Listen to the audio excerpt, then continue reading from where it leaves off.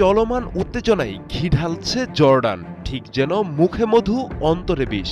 সরকারিভাবে জর্ডান বলছে তারা কোনোভাবেই ইরানের বিরুদ্ধে সামরিক অবস্থান নেবে না, কিন্তু বাস্তব চিত্র বলছে ভিন্ন কথা। জর্ডানের মাটিতেই দ্রুত শক্তিশালী হয়ে উঠছে আমেরিকার সামরিক উপস্থিতি।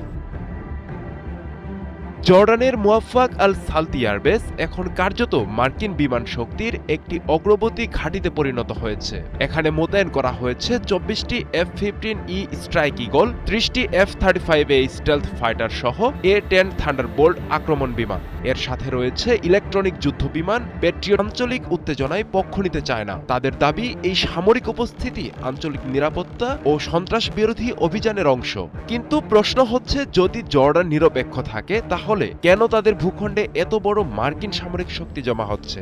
বাস্তবে এক ধরনের ফ্রন্টলাইন লজিস্টিক হাব হিসেবে কাজ করছে জর্ডান। ইরানের পশ্চিম সীমান্ত থেকে মাত্র 800 কিলোমিটার দূরে এই বিমান ঘাঁটি, যার ফলে খুব অল্প সময়ের মধ্যেই সম্ভাব্য যে কোনো সামরিক অভিযানে অংশ নেওয়া সম্ভব।